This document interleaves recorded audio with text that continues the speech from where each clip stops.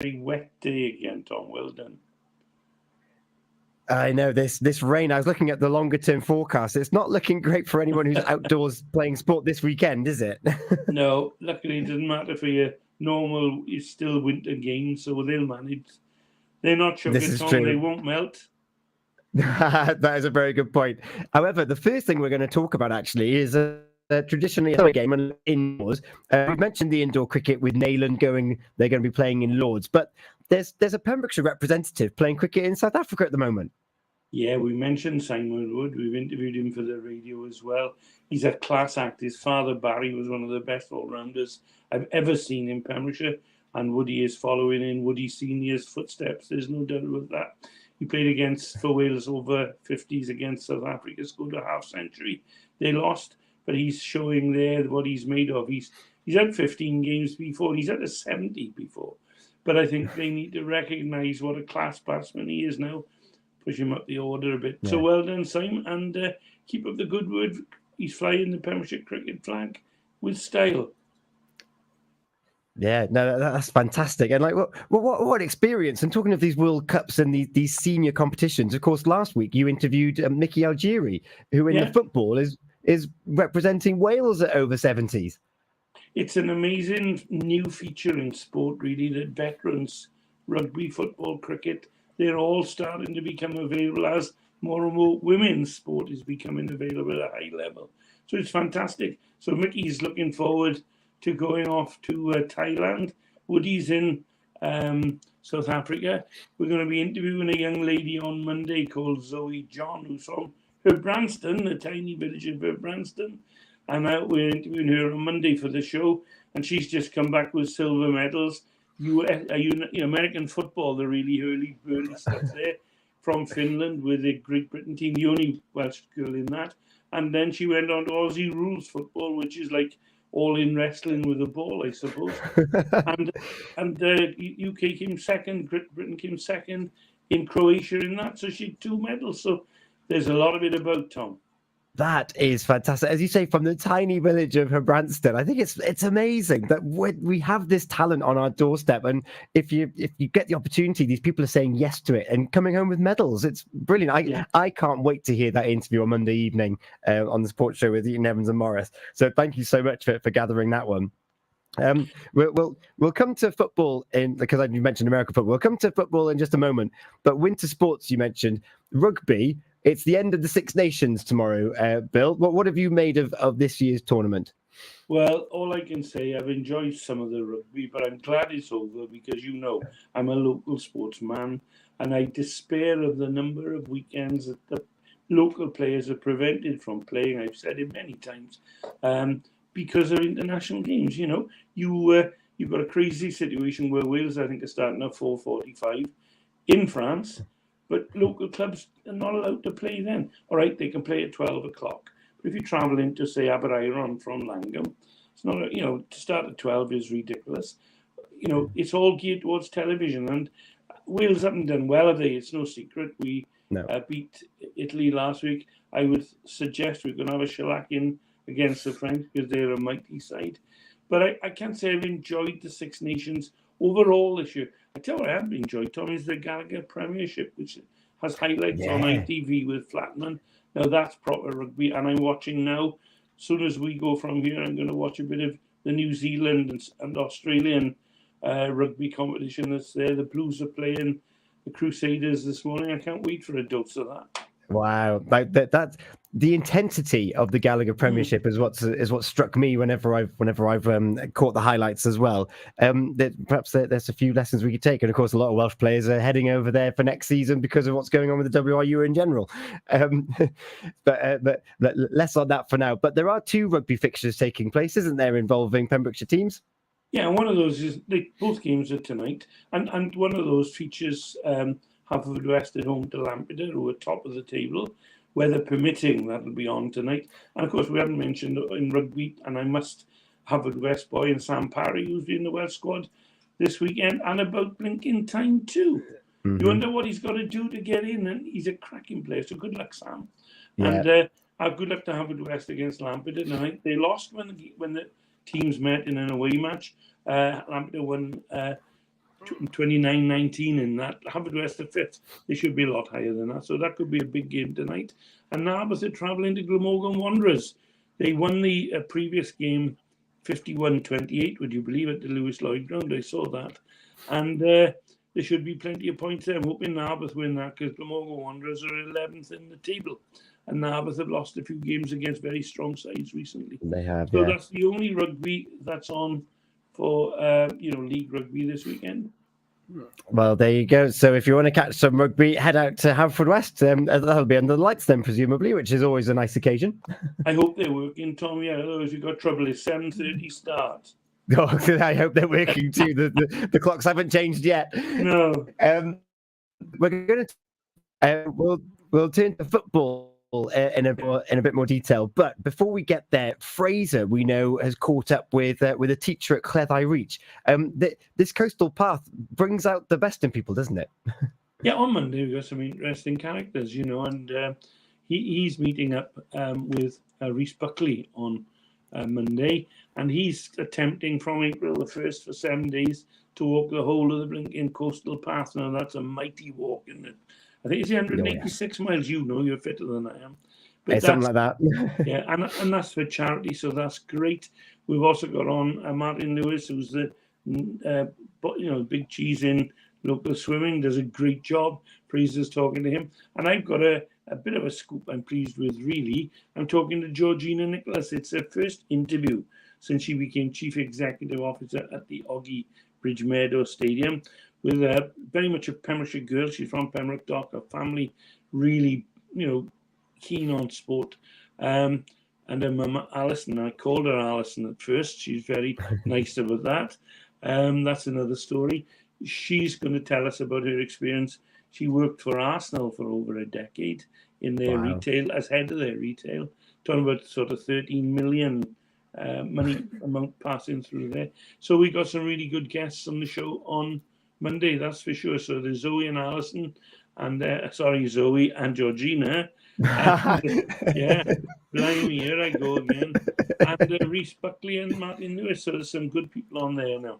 That's fantastic. So that's going to be 7:00 on Monday evening, the Pure Sports Show with Eden Evans and Morris. You can catch up with all of that. I'm very excited to hear from Georgina and getting a flavour of what's to come at the Oggy Bridgemeadow Stadium. And of course, we already know of someone who's to come to the Oggy Bridgemeadow Stadium. A signing has been made. Yeah, Dan Hawkins is signed for Haverfordwest County. He's been a free agent recently. He's 21. He's had a number of clubs. He's been playing in Ireland of late. So I'll be interested to see how he works out. The only thing I can say is he's played under the guidance of Tony Pennock when he was a younger fella at Swansea and at Hull City. So he must have some footballing ability. Tony is very pleased with him. And we got to hope that he'll score some goals, keep Haverfordwest on the street and narrow in 7th place in the table. Yes, and they're doing their best to do that with a win at Aberystwyth last week. Yeah, it's never an easy place. I've gone there a couple of times. I've been dismayed at the way Haverfordwest have scored a goal, held out, came back to win, perhaps unexpectedly. This week, Haverfordwest County are playing Airbus, who were from Broughton. They were called Airbus Broughton at one time. Bottom of the league with a dismal record of 1 draw and 25 losses, and a points total of -2 because they had points deducted when they drew. So on paper, it's a walkover after wins in the first half of the season by 2-1 and 3-0. But you just can't say at this level, No, And you can't. a couple of questions for you. Do you know what the nickname of Airbus is? I do. They are the Wingmakers because of the Airbus link. It started off as a works team, and they play now at the Hollingsworth Group Stadium. They've got an all-maroon away strip for matches, and Jamie Reid is their relatively young manager. Now they're going down. There's no doubt about that, Tom. They're already relegated, but that doesn't stop them wanting to win games. And I've watched them on Sky over the last couple of weeks, and they haven't been a walkover anymore. So it's a tough game for Tony Pennock and his team. But good luck to them, and let's hope they get a shed full of goals. I will be there. You will be there. No, yeah. It's very exciting indeed. And another fixture that's very exciting coming up on the 30th of March. This is a date for your diary for anyone interested in senior football. Also at the Oggy Bridgemeadow Stadium. We've been waiting for a while to find out where the West Wales Intermediate Cup semi-final between Carew and Hakin United will be played. And it's nice to see that it's going to be played near at home at the Oggy Bridge Meadow Stadium.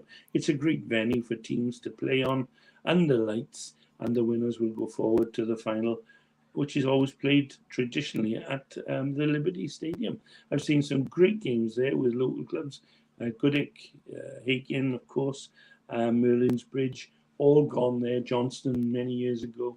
And it's a great occasion. So good luck to both teams. I hope it's a wonderful spectacle to show what's good about Pembrokeshire football. Yeah, and I know it's a shame that both the Pembrokeshire sides in the semi-finals have been drawn together, but it does guarantee a Pembrokeshire finalist. Just how, like, on like the spectrum of things, how much of a big deal is that we're going to have a Pembrokeshire representative in that final? It's huge, Tom, when you think it's the best teams from Neath, Swansea Senior League, Pembrokeshire, and Carmarthenshire. So to get there, you've got to win about 6 or 7 games, very often travelling up the line. You've also got in there the Westwards Premier League sides. Pontclew, who were Hakin Dispatch on penalties in the last round, had beaten Goodwick before that. Every game, a lot of local clubs used to use it as their annual adventure. They'd get drawn away, go up the line, perhaps to Swansea, play the game, go out to a club in Swansea on the night, and have a great time. But I think clubs are going away now hoping to win, and that's a tribute to the football that we've got, I hope. Yeah. Yeah. Okay, you're going to be packed on it. Sorry, Tom, I missed that.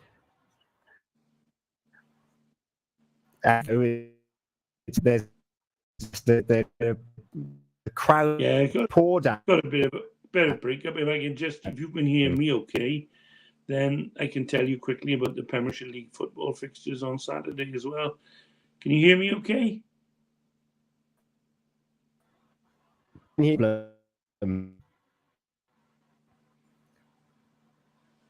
Yeah, we've definitely got a problem. I can hear me. I'll just tell you in case you can hear me. The football locally, Clarbesson Road are playing at St Clair's 5th versus 12th. Goodwick at home to Penna Robbins, 1st versus 9th. Hakin are playing Kilgetty, that's interesting. 3rd, although they could still be top of the table if they won all their games. Home to Kilgetty. Merlin's Bridge were 2nd, play Carew were 6th. That's a tough one. The Bridge won, lost 4-1 at Carew. It's going to be a tough game for them to stay in 2nd. And Nayland are playing Monkton Swifts. Swifts won 5-0 at home. So that's the end of the football for you, Tom. Yeah. Every single match there is exciting for one reason or another. We're at that stage of the season where every game there's going to be a bit of anxiety as those players take to the pitch, isn't there? Hakin have got the pressure of having to win every game. You've got clubs that are still trying to stay up and solidify their place in that top division. It's a very tense time. It is. It's a time when clubs know once the hour goes on, then we will be playing in evenings as well. I think it's fair to say Hakin already know they would have to play perhaps 3 times a week now, and win every game to beat cracking sides like Goodwick, and they've still got to play each other. So there's the tussle. That is the tussle. It'll be a repeat of last. Well, hopefully not an exact repeat of last season, but it'll be a similar state of affairs of competitive football to the end, which is what you want, isn't it? Bill, thank you so much for your time. I think that we've covered everything, haven't we? We've done very well here this morning. Yeah, that's good. I'm sorry, but the slight break for listeners, they're probably glad to have a breather from my voice anyway. Not at all. Now, Bill, I did task you yesterday. It's Red Nose Day today. Now, have you been able to dig out a joke for us? We're collecting jokes this morning on the PRS Radio Breakfast Show. Do you have a joke? And because it's Feel Good Friday, do you have a song for us? Oh, yeah, the song is a cracker. Now, this is one of Mrs. Carne's favourites. Asia, we both think are a cracking group. We've seen them a couple of times live, and they've confirmed that. So the song is The Heat of the Moment, an apt title for the games tomorrow, The Heat of the Moment by Asia. Nice. And I'm very proud of it. The 30-odd years I taught, I'm very proud of that. So I got to have a stupid teacher joke for you. I just pinched a couple, really, from my memory bank. Just ask you, did you hear about the English teacher, because that's what I was, who always went into school wearing dark glasses? No, I didn't hear about the English teacher that always went into school wearing dark glasses. That's because he always had very bright pupils. Ah, nice. And I'll leave you with one that's a bit more up to date. But again, I like this because it's a bit subtle. I got to tell you, as an English teacher, Tom, I'm close friends with 25 letters of the alphabet. Can you guess which one is the one I don't know? I can't guess which one. No, and I don't know why either. Ah! Very well done. Right, I'm gonna give you one of these. Bill, thank you so much. You've got Helen laughing on her way to school. Another teacher, she's going to go in wearing shades now because of all of her bright pupils. Yeah. Bill, as ever, thank you so much. Oh, she's got a face palm as well. Bill, that's exactly what we wanted from our Red Nose Day jokes. For you and for Marilyn, we've got Asia with Heat of the Moment on the way for you. And if you're watching this, coming up at 9 o'clock, we've got Jess from the World Wildlife Federation coming on, talking about Save Our Isles, and also Llewellyn Hopwood is going to be joining us, one of the speakers at St. David's Festival of Ideas, talking about Welsh language and Elvish. He's coming on before 10 o'clock as well. Bill, have a great weekend of sport, and we'll do it all again next week. See you soon. Ta-ra, everybody. Ta-ra. Feel Good Friday with Pem's Paving.